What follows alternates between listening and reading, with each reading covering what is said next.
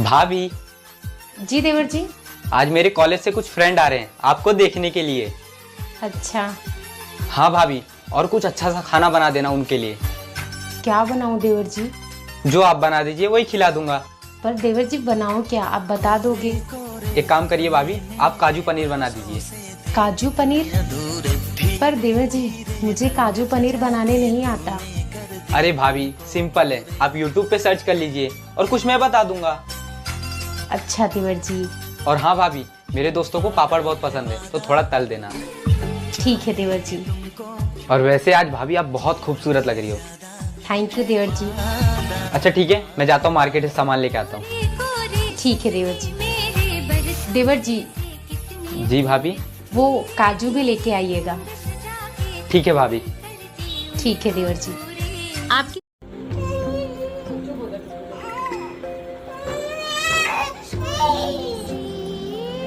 अरे बौरिया, तू अभी तक रूम में ही लेके पड़ी है इसको? सुबह का नाश्ता नहीं हुआ है अभी तक। माँ जी वो ये पूरी रात नहीं सोई है, रो रो के मेरा भी नींद खराब कर दिया और अभी भी नहीं सो रही है। मैं सोच रही हूँ इसको सुला देती हूँ, फिर आती हूँ, नाश्ता बना दूंगी।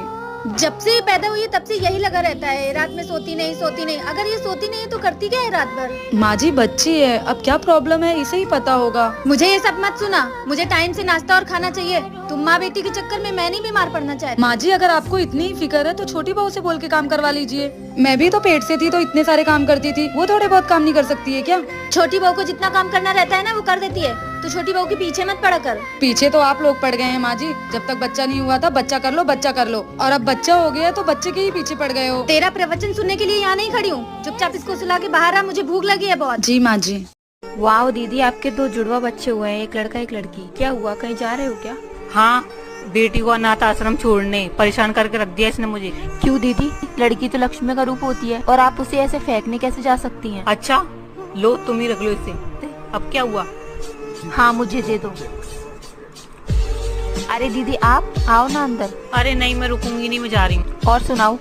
मेरे बेटे का क्या बताऊँ, वो तो दिन भर बैठा रहता है, काम धंधा तो है नहीं उसके पास, दिन भर गुंडागर्दी करता रहता है। खैर मेरी छोड़, तू अपनी बता, तूने अपनी बेटी की शादी की या नहीं? अरे दीदी शादी की तो कोई फिक्र ही नहीं है, मेरी बेटी अफसर जो बन गई है। क्या अफसर बन गई है? हाँ दीदी, मेरी बेटी अफसर बन गई है, मुझे उस पर बहुत गर्व है। वो मेरी बेटी है, मैं उसे लेने आई हूँ। माँ? बेटा मैं तेरी माँ हूँ, मैं तो ये लेने आई हूँ। बस कीजिए, मेरे लिए आप उसी दिन मर गई थी जिस दिन आपने मुझे अनाथ आश्रम छोड़ने का सोचा था।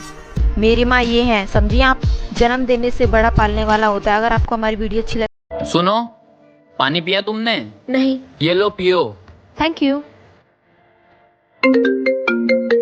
हाँ दीदी। भाई भाभी की डिलीवरी कल ही है ना? हाँ दीदी कल ही है। तो लड़का ही होगा ना? हाँ दीदी लड़का ही होगा। चल रखती हूँ, बाय। बाय। ओके पियो। अरे अब किसका फोन आ गया? ये लो तुम्हारी माँ का फोन है। हेलो बेटा, कैसी है तू? हाँ माँ मैं बहुत अच्छी हूँ, आप कैसे हो? ये सब छोड़ो, लड़का ही होना चाहिए, हमारे नाक नहीं कटना अरे चाहिए। हाँ सासू माँ, लड़का ही होगा, आप टेंशन मत लो। क्या हुआ, अब तुम क्या सोचने लग गई? कुछ नहीं। बोलो ना। अगर लड़की हुई तो? लड़की होगी ही नहीं, मुझे लड़का ही चाहिए। माँ, मुझे मारो क्या? नहीं नहीं, मैं अपनी बच्ची को मारना नहीं चाहती, मैं ये घर छोड़कर ही चली जाऊंगी।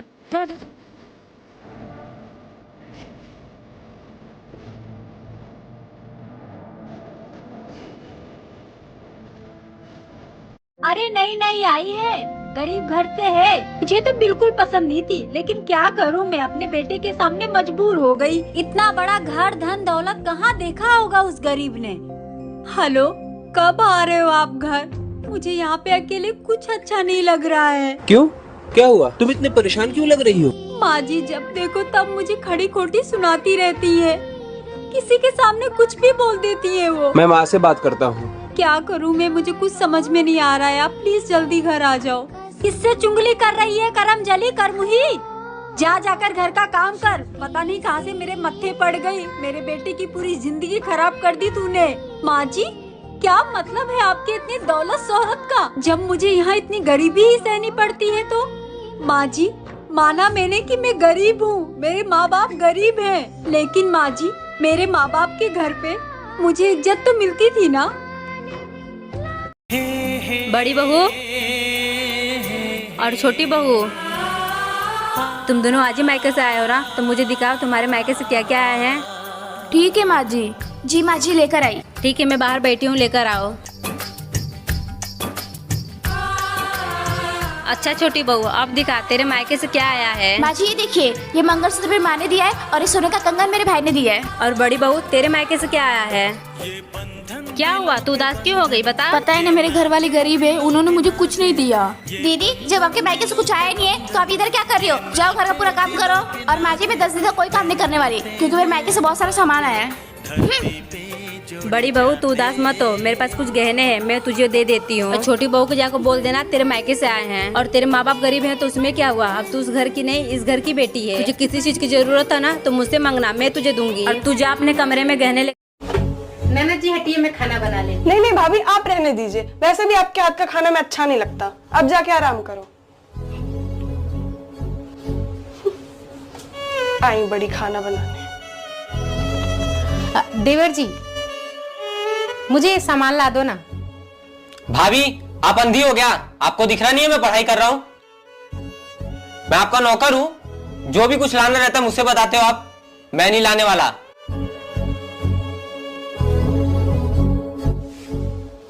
सुनिए।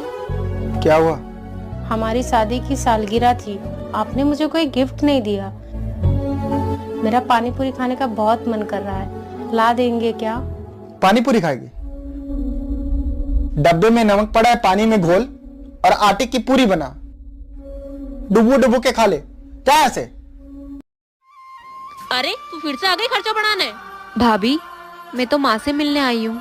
माँ से मिलने आई है ना, तू चुपचाप माँ से मिलकर चली जाना, वरना मुझसे बुरा कोई नहीं होगा। मम्मी कैसे हो आप। अरे बेटा तू कब आई। बस मम्मी अभी आई हूँ। तो कुछ दिन रह के जाएगी ना। नहीं माँ, मैं यहाँ नहीं रुक सकती हूँ, ससुराल में बहुत सारे काम है। और आपकी तबीयत कैसी है। बेटा तबीयत तो ठीक है, पर दवाई लाने के पैसे नहीं है। मम्मी मैं आपके लिए पैसे लेकर आई हूँ, ये लो। अच्छा तो तबीयत खराब होने के बहाने बेटी को बुलाकर पैसे दिए जा रहे हैं, दो मुझे। अरे बहू। मम्मी अगर आपको यहाँ पर ज्यादा परेशानी हो रही है तो आप मेरे साथ चलो मेरे घर। नहीं बेटा मैं नहीं जा सकती, तेरे जैसी एक बहू भी है मेरे घर जो मेरा बहुत ध्यान रखती है, और उसे छोड़ के कैसे जा सकती हूँ मैं तेरे साथ। और वैसे भी बेटियों के घर माँ नहीं जा सकती। ठीक है माँ, तो मैं चलती हूँ फिर। ठीक है बेटा, अपना ध्यान रखना। मम्मी जी मुझे माफ कर दीजिए। कोई बात नहीं बहू। माँ जी ये लीजिए आपकी चाय। बहू एक बात बताते, शादी को कितने दिन हो गए। माँ जी आपको याद नहीं है, मेरी शादी को 1 साल होने पे आ गई। शादी के टाइम पे तेरे बाप क्या बोल रहा था, तुझे याद है कि नहीं याद है कि भूल गई। क्या बोल रहे थे माँ जी पापा। वो बोल रहा था दहेज का 10 लाख रुपए 10 महीना में दे देगा। अब तेरी शादी को 1 साल हो गई, अब कब देगा मेरे दहेज का पैसा। वो माँ जी वो इसलिए नहीं दे पा रहे क्योंकि मेरी शादी पे ना पापा ने बहुत सारे कर्जे ले रखे थे, और वो कर्जे पापा अभी तक नहीं चुका पाए हैं, तो आपके दहेज के पैसे कैसे देंगे। तेरा बाप कर्ज में डूबा है तो मैं क्या करूं। मुझे तो अपने 10 लाख रुपये से मतलब है, बे कब मिलेंगे। मुझे तो ऐसा लगता है तेरे बाप की नीयत बदल गई, मुझे दहेज का पैसा देना ही नहीं चाहता। माँ जी पापा को थोड़ा सा वक्त दे दीजिए, वो आपके दहेज के पैसे सारे लौटा देंगे। चल जा, 15 दिन दिए तुझे, अपने बाप से जाके बोल चुपचाप मेरे दहेज का पैसा वापस कर। अगर मेरे पैसे ना दिए ना तो अपने बोरी बिस्तर बांध के निकल लियो, या कोई जरूरत ना तेरी। नहीं माँ जी ऐसा मत बोलिए, मैं भी पापा से जाकर फोन पे बात करती हूँ। क्या लोग दहेज के इतने भूखे होते हैं कि अपने बेटे तक का भी